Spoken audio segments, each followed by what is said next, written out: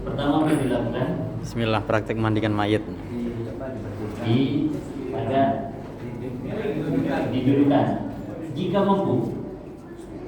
Jika tidak mampu, mungkin karena si mayatnya berat gitu kan ya, maka dengan posisi seperti ini juga sudah ya, kemudian dikeluarkan kotorannya Pak ya, ditekan terutama di bagian usus ya, bagian usus kan ya, jangan dari atas ya, kan bagian dan sebagainya. Nah, jadi di bagian usus saja hanya untuk mengeluarkan kotoran. Nah, jika dikeluarkan nanti yang ini ya, atau yang sebaliknya kanan yang menekan, kiri yang membersihkan. Jika keluar kotoran maka dibersihkan. Iya, ini agak dibuka atau ini agak diangkat sedikit.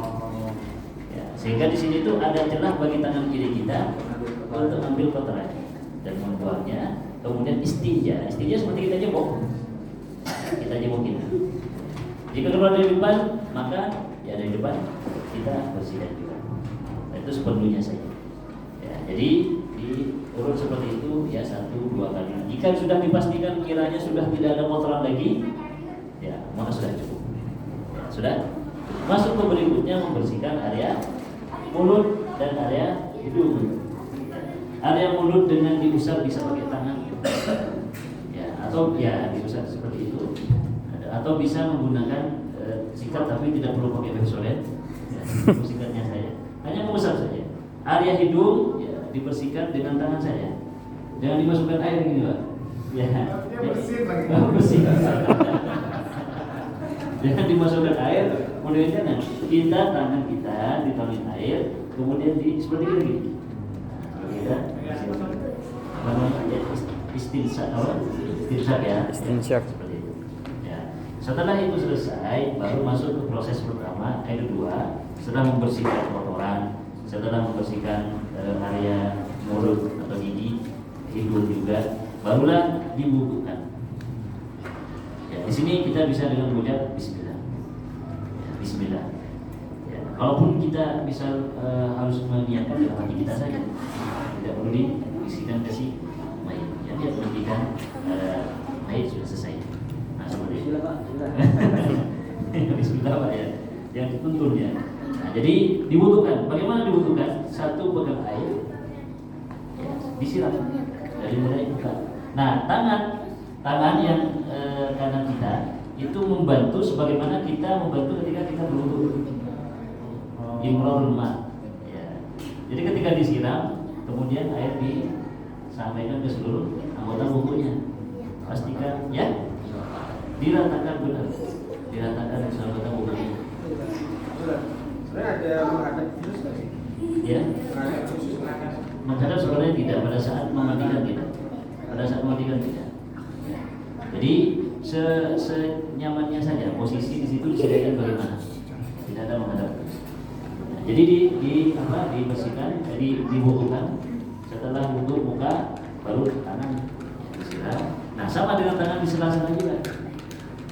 Di sela-sela, kemudian dipijat sedikit. Ya.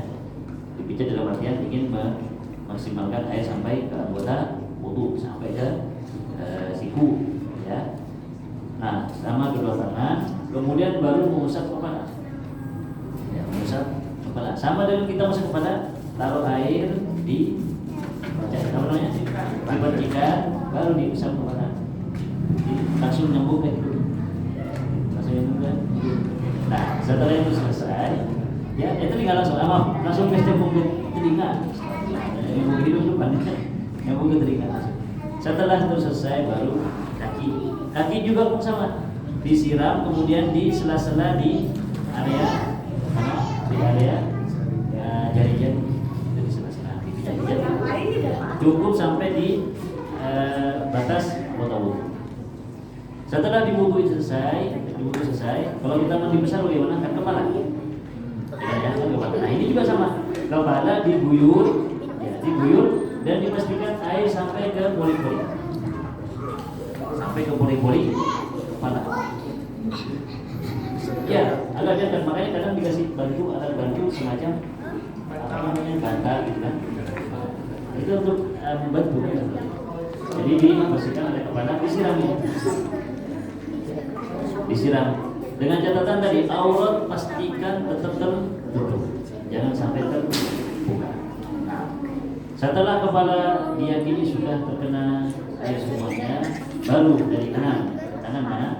Kanannya si mayit ya, sedang kita bersihkan guyur kanan sama bersihkan. Dimasukkan air, jadi dalam kondisi membersihkan kanan boleh si mayit itu dimiringkan sedikit. Untuk supaya apa? Punggung ini kena air. Punggung kena air, disiram. Ya, ini kan dari awal memang pakai sidur, beda lah. Ya, dari awal pakai sidur. Tidak mengapa, itu sunnah saja. Air putih juga boleh. Kemudian kiri juga sama. Setelah kanan, kiri, kepala semua sama. Pastikan air sudah menyeluruh ke tubuh si mayit. Setelah bolak balik kanan, semua dibersihkan. Karena air baru diguyur di kanan. Dan diguyur akhir itu menggunakan tadi kafur barus yang bisa menjadi parfum.